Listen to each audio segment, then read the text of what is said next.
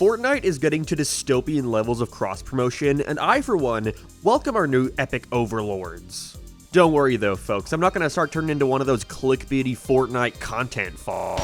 I am cranked at Fortnite, guys, and today I'm taking on the Peter Griffin boss with the Peter skin, all while using nothing but a pickaxe. Claiming that Fortnite, while being a fun game, is setting a dangerous precedent for not only the gaming industry but for the state of media as a whole, is not a unique thought. If anything, it's been one of the most rising concerns in relation to the game brought up by folks within the past 5 years. But now more than ever, I believe that their goal of world domination is beginning to reach an apex. Especially with the recent announcement of Disney purchasing a $1.5 billion stake in Fortnite's creator, Epic Games, with their objective being to, and I quote, bring together Disney's beloved brands and franchises with the hugely popular Fortnite in a transformational new games and entertainment universe.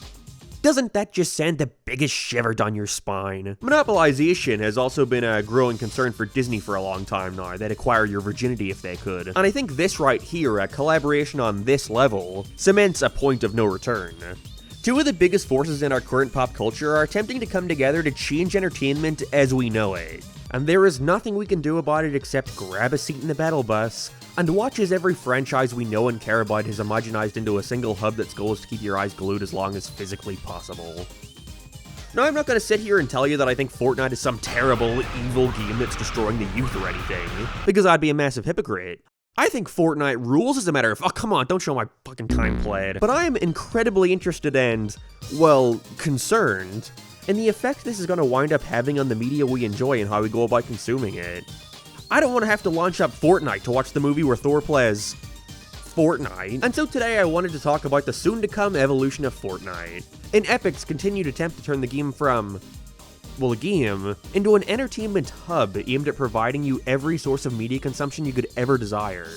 The WALL-E future Ready Player One metaverse, whatever you want to call it, is soon approaching. But I still think we're going to have to get past some growing pains first. When this happens, my first course of action is going to be to cancel all my streaming services. Why do I need a non-specific streaming service when I can soon just watch Chicken Little in Fortnite? And that's why I'm glad today's video is sponsored by Rocket Money. Rocket Money is a fantastic personal finance app that helps you cancel subscriptions, lower your bills, and basically manage your money better. I bought another non-specific streaming service to watch the TED TV series last month and completely forgot to cancel it. I was supposed to eat with that. If only I had Rocket Money, which safely and securely identifies recurring charges and cancels unwanted subscriptions for you. Can do it all within the app, just a couple of taps away. No need to go through the streaming service website, which makes you play a goddamn hacking minigame just to find the cancel button. On top of that, you can set budgets by analyzing spending habits that works with your lifestyle. On average, they save you up to $740, with over 5 million members using it. So be sure to go to rocketmoney.com/lsmark, or click the link in the description to get started for free, with a premium option offering even more features. Once again, that's rocketmoney.com/lsmark, and thanks Rocket Money for sponsoring this video. Also, thanks for 600,000 subscribers, guys. I appreciate it. If we can get to 1 million, I'll get a Brian Griffin tattooed onto me. Or just give me $1,000 and I'll do it. That would work too, I promise. So Fortnite.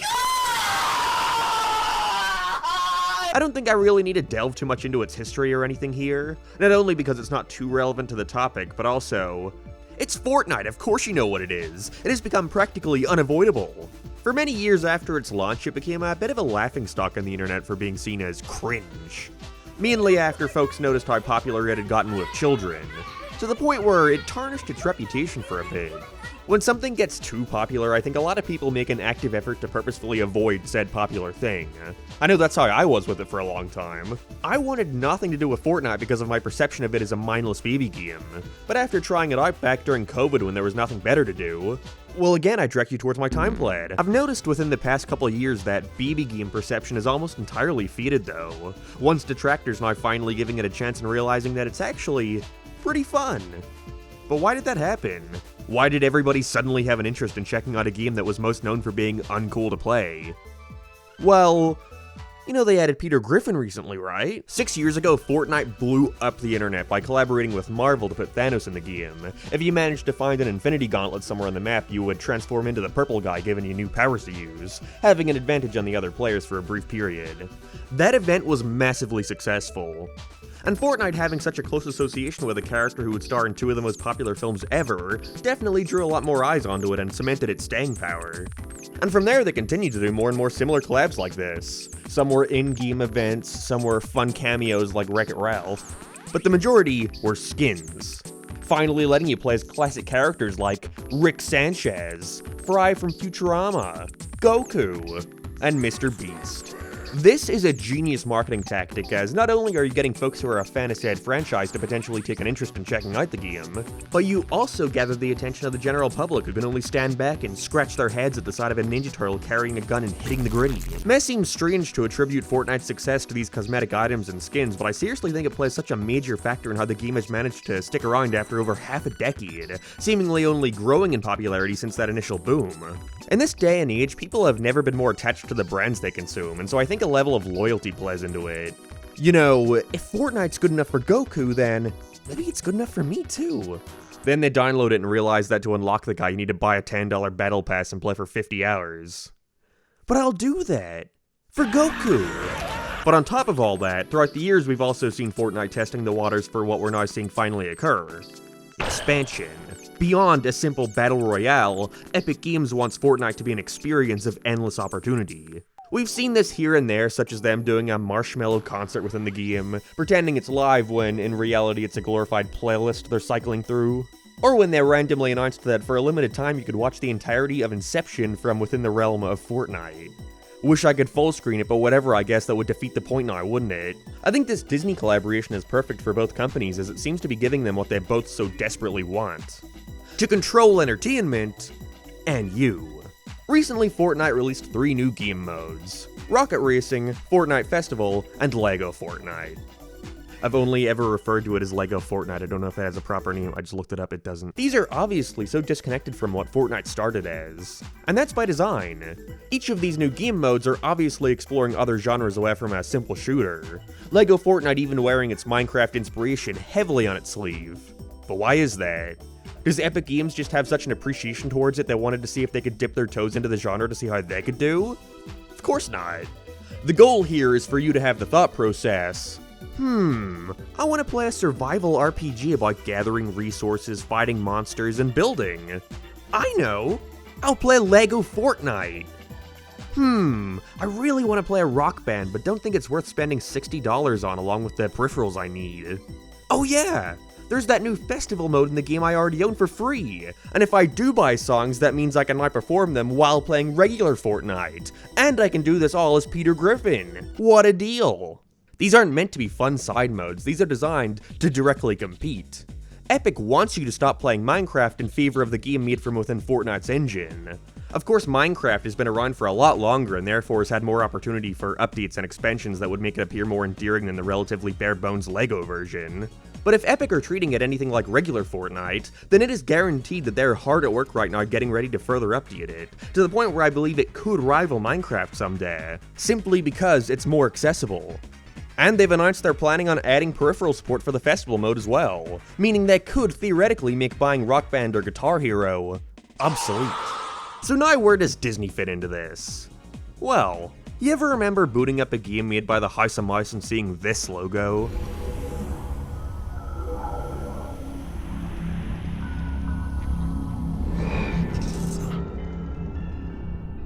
Doesn't exist anymore. Disney shut it down back in 2016 after a string of flops, mainly with the release of Epic Mickey 2 and a lack of success their Toys to Life game had. For a long time, it seemed like the company wanted to be a respected figure in the gaming industry, just like everywhere else. But they could never get the hang of it. Since then, their gaming projects have primarily been outsourced, no longer having an in-house studio. You can see this with games like the upcoming Epic Mickey remake, which is being handled by THQ Nordic and Purple Lamp Studios. But that's where Epic Games and this collaboration seem to come into play. Instead of investing all this time, money, and resources into their own gaming studio, Disney can instead invest a bunch of money into an already existing company that has not only found immense success, but also one in which they've successfully collaborated with many times in the past. It's a win-win. Disney got to once again play a prominent role in the gaming sphere, this time from within arguably the most popular game ever, and Epic Games now have full range of the company's extensive list of IPs, including everything from Pixar, Lucasfilm, Marvel, Fox, Homer Simpson is possible. And from the admittedly little bits and pieces we actually know about this collab, I think it's safe to assume this is going to be much more than a modest Disney side game or getting to jam out to Let It Go in Fortnite Festival. I think what they're planning here is a virtual Disney universe, a place which utilizes everything. All that they own. Movies, TV shows, cartoons, music, everything. This will be a challenge, of course, and it's obviously going to have some growing pains to it, probably for the first couple of years. But let's remember, they've already successfully tested streaming songs and movies from within Fortnite. And I think their plan here is to take that to the next level. I mean, just look at this image that came alongside the announcement. It literally looks like the Wreck-It Ralph 2 world. It was foreshadowing this abomination. It's no secret that Disney have been struggling in the streaming service industry. Despite having record-breaking subscriber numbers, it seems they're still unable to actually make a profit. And so this would be the perfect chance for them to put that burden onto someone else's shoulders, especially with a game with a player base as huge as Fortnite. There are some factors here which I absolutely do not have the know-how to discuss, like how they would actually manage to fit all their films or shows into the game, or if they would simply cycle through a select amount each week or only let you watch clips of stuff, but just from looking at this, the intention is clear. Disney wants you to spend hours here, and are seemingly going to jam-pack it full of IPs and content to make sure if you ever want something Disney, well, you can find it in Fortnite. Again, who knows how successful this will be, but I think it shapes a pretty scary image for the future of entertainment, especially if this is a success. I really just think it'll be a more cutthroat version of the streaming wars we're currently seeing. Maybe every company will get so desperate that they make their own universe from within Fortnite, and Fortnite can then just control all of media. Oh no. You know, each service constantly battling for your watch time, buying up IPs that'll entice you to spend even just a couple more hours each week on them over the competition. There's a gross feeling of desperation to it all. It's like going to Disneyland as a kid and being filled with all this childlike wonder and amusement, only to go as an adult and walk around thinking, damn, working here must suck.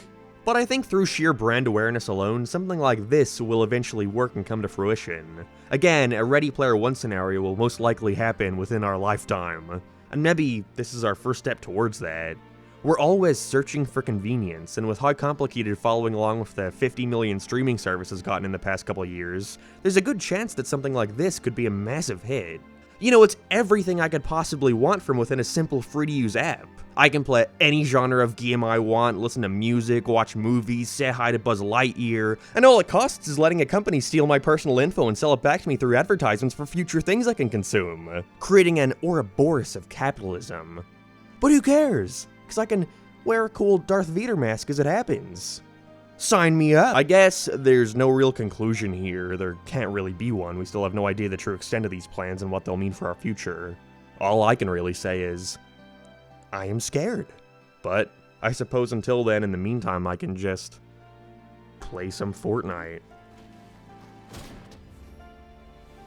Sweet.